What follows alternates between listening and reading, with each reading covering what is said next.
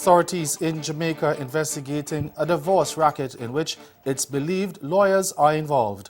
And in sport, West Indies A suffer a batting collapse on the penultimate day of the three-day test against India. I'm Ricardo Robertson. This is Caribbean in 10 for Monday, August 19th.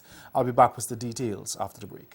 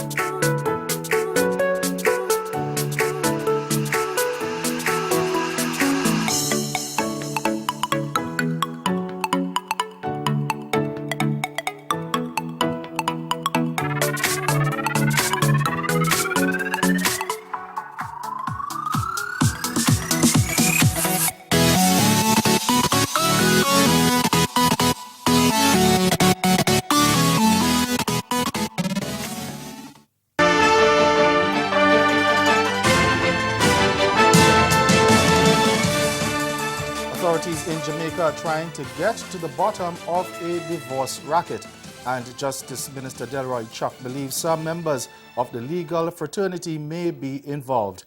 We get the details in this report from TVJ News.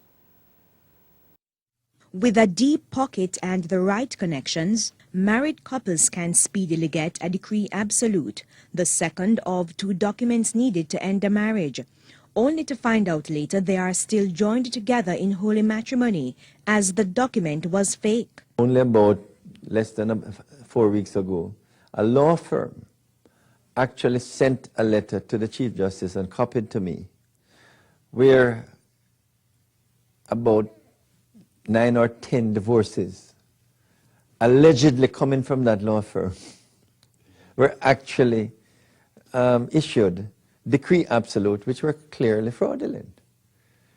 So, although the law firm name is on the bottom of the decree absolute, the law firm had nothing to do with them. So why haven't the authorities been able to clamp down on the divorce racket which has been going on for years?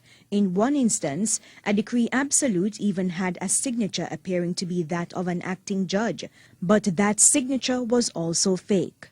So it means that there are some charlatans, in this, maybe attorneys or maybe paralegals, who have taken it upon themselves to hoodwink persons that they can do divorces for them.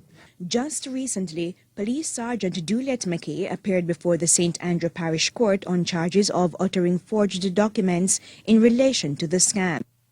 Trinidad and Tobago's opposition leader Kamala Persad-Bissessar is asking questions about another parliamentarian in the ruling People's National Movement administration.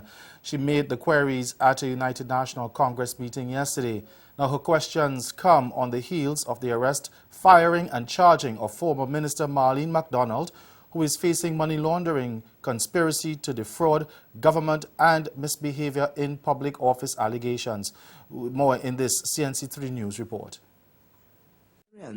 Opposition leader Kamala Persad-Bissessar said Senator and PNM General Secretary Foster Cummings has questions to answer. At a political meeting in Couva on Sunday afternoon, she presented documents linking companies to Cummings, which were all awarded million-dollar contracts, which she claims were all done when the Prime Minister was at the helm of the Housing Ministry. What was the procurement process used to hire General Secretary Foster? Was it selective tendering again? How much are these contracts worth? Why is it that PICAL is being given all this work by the HDC? What about the other smaller contractors with their equipment rotting away, workers being fired? Police in Haiti are searching for heavily armed gunmen who shot and injured legislator Ronald Etienne during an attack last night. They said that Etienne, who is a member of the consortium of political parties that is closely aligned to President Jovenel Moise's ruling party, was shot as he drove from the capital Port-au-Prince to his constituency office. Now, lawmen said Etienne's driver, Kurda Dorsel, was hit several times and remains in critical condition at hospital. Another person in the vehicle, Ronald Etienne, was slightly wounded. Deputy Rolf Papillon said there is no doubt it was a premeditated attack aimed at eliminating Etienne. Now, Secretary General of the Lower House, Guy Gerard Georges, confirmed the attack against the Deputy Etienne without giving further details. The Bahamas government says it has reached an agreement with America's largest cruise discounter, Carnival Cruise Line, for the construction of a multi-million-dollar cruise port in Grand Bahama. Prime Minister Dr. Hubert Minnis says the agreement comes after many months of negotiations. Media reports said that the project is estimated at $100 million. Earlier this year, Minnis said the project would result in more than 1,000 direct and indirect permanent jobs on the island. And stay with us, your Midday Sport is next. This is what Washington has become. They write the narrative. Right. They want people to believe, knowing that the truth is going to come out. Maybe 2 or 3 weeks later, or 2 months later, that the fact that maybe it not have the same impact. But isn't it leaving out information just as dangerous and corrupt as it is including it? My friend Chris Plant has the morning show here in D.C., and he says one of the most insidious powers of the media is not to cover a story. Hello and welcome to Caribbean Vibrations TV's #1 Caribbean show. I'm your host guide Alan, and today we're coming to you from the Lakeshore Toronto Carnival 2019. Feel the spirit jumping in tongue. We coming round. We Savannah grass. We Savannah grass. Was I your play don't look on mine. All of the girls them walk and wine. No feedback. No feedback.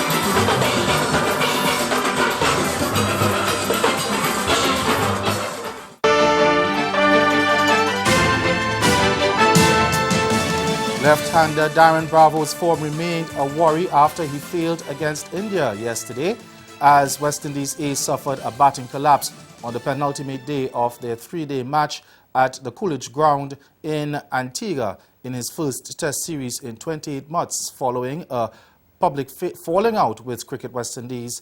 Bravo managed only 59 runs from 5 innings against England earlier this year. Now, while Bravo failed, opener Kavem Hudge stepped up to top score with 51 as West Indies A, responding to India's 297 for 6 declared overnight, were dismissed for 181 in their first innings. Captain Jamar Hamilton struck 33, while veteran left-hander Jonathan Carter chipped in with 26, but the remainder of the Windies A lineup struggled.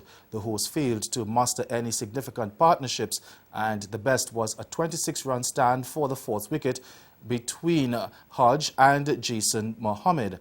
Now, India's second innings, they had just wrapped up that innings. They finished on 188 for 5 declared, with a lead of 292 runs. West Indies are now at the crease on 13 without loss.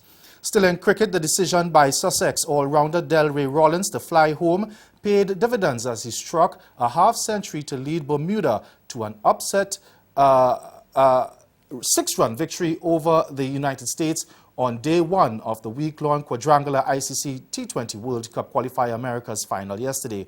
Man of the match Rollins hit 6 fours and 3 sixes in his 53 balls, 63 to help Bermuda reach 141 for 7 off their 20 overs after opting to bat first at White Hill Field. In reply, the U.S. made a steady start, but 34-year-old fast medium bowler George O'Brien rocked the visitors in the 5th over by removing Jamaican and West Indies opener Xavier Marshall for 4 and then bowling Stephen Taylor for 7. That's Caribbean Inter. Join us again at 6:30 for Caribbean Newsline. Good afternoon.